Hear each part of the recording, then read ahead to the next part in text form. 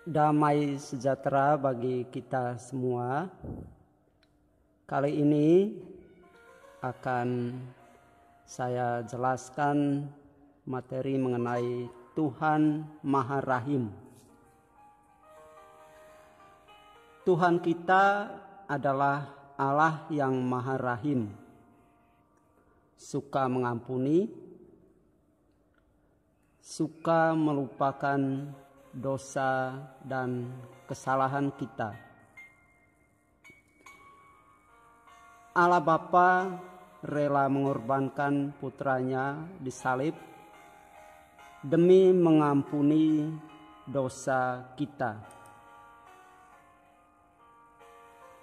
Kita sangat sering berbuat dosa, baik itu dosa berat maupun dosa ringan, dosa yang dilakukan secara sadar atau secara sengaja, maupun dosa yang dilakukan dengan tidak sengaja. Kita sering melanggar 10 perintah Allah yang merupakan pedoman hidup bagi umat Kristiani. Dan juga kita sering melanggar 5 perintah gereja dan hukum kasih. Dosa itu membuat hubungan baik kita dengan Allah dan sesama menjadi putus. Kita menjadi jauh dari Allah. Seringkali kita melakukan 7 dosa pokok. Ketujuh dosa pokok itu adalah sombong, dengki atau iri hati, tamak atau loba, atau sering juga dikatakan serakah atas harta benda. Kemudian rakus atau serakah akan makanan, dan cabul. Cabul ini misalnya mengeluarkan kata-kata kotor atau kata-kata yang senonoh, yang tidak sopan. Lalu marah, suka marah, sedikit-sedikit marah. Dan juga malas. Mengenai malas misalnya, malas untuk berdoa, malas untuk ke gereja, malas melaksanakan perintah orang tua, dan lain-lain. Lalu apa yang kita buat setelah melakukan dosa? Setelah kita melakukan dosa, maka kita harus bertobat. Nah, ini tidak ada tawaran yang lain. Selain kita harus bertobat, tentu bertobat ini adalah bertobat dengan sungguh-sungguh. Tobat itu menghubungkan kembali kita dengan Allah sendiri yang tadinya sudah terpisah atau sudah terputus karena dosa yang kita lakukan.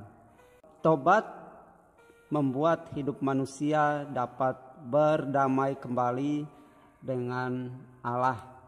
Allah selalu menantikan anaknya yang sudah berdosa, seperti seorang bapa yang menantikan anaknya yang telah hilang.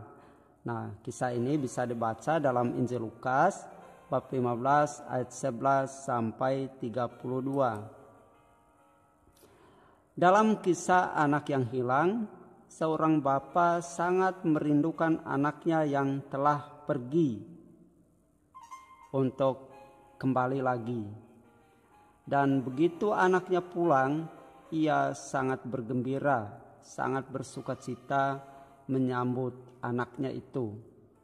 Meskipun anaknya telah melakukan kesalahan yang besar, yaitu menjual semua harta milik yang diberikan oleh orang tuanya atau oleh ayahnya untuk pergi hidup bersenang-senang di kota.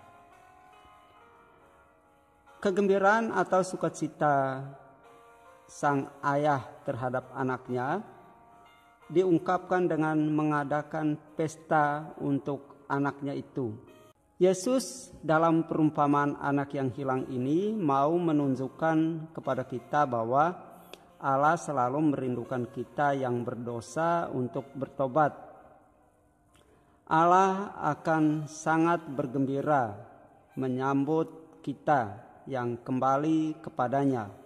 Kata Tuhan Yesus, akan ada sukacita di surga karena satu orang berdosa yang bertobat, lebih daripada sukacita karena 99 orang benar yang tidak memerlukan pertobatan.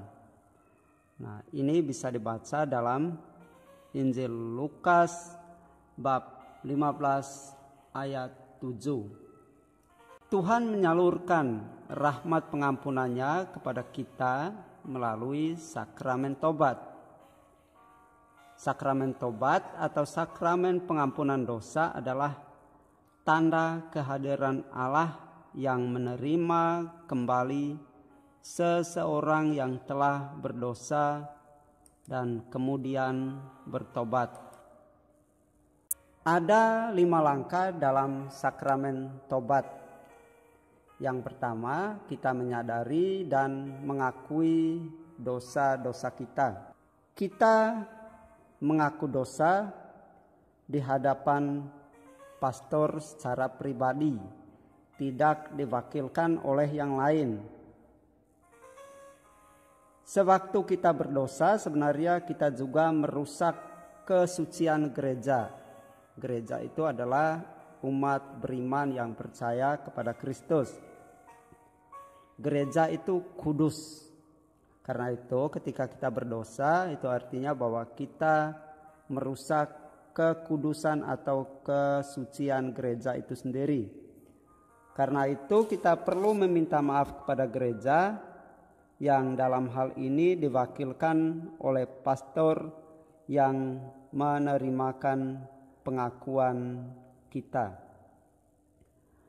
Dalam hal ini bukan pastor itu sendiri yang mengampuni dosa kita, tetapi Tuhan Yesus sendiri yang mengampuni dosa kita. Lalu langkah yang kedua adalah kita menyesali dosa-dosa kita. Dan yang ketiga, kita berniat untuk tidak berbuat dosa lagi.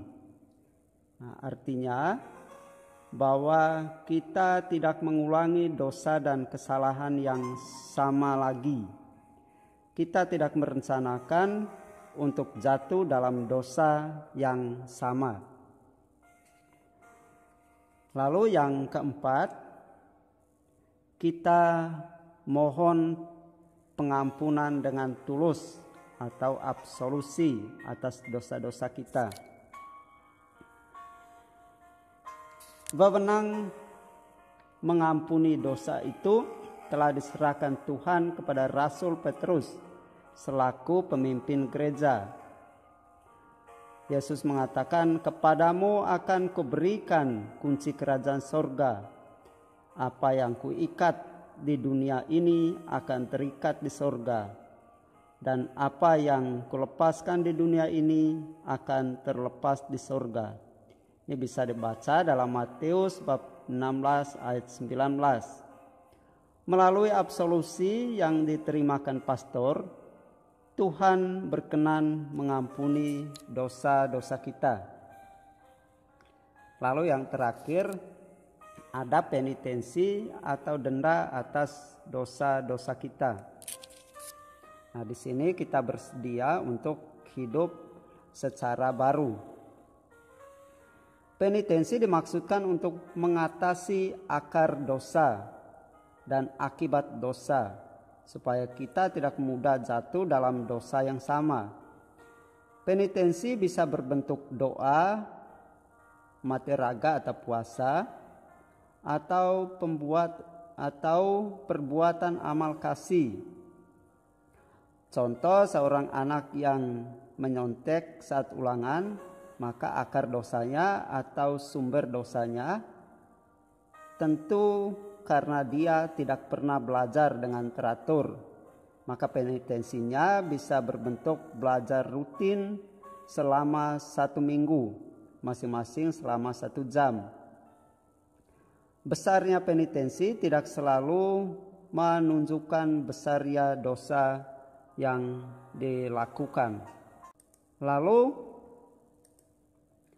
apa buah-buah yang kita dapat setelah kita bertobat? Ada beberapa buah kita dapat setelah kita bertobat, yaitu kita akan kembali mencintai Allah dan sesama, atau hubungan kita dengan Allah dan sesama menjadi tersambung kembali. Lalu yang kedua, kita semakin dekat dengan Allah. Dan ketiga, kita semakin rajin berdoa.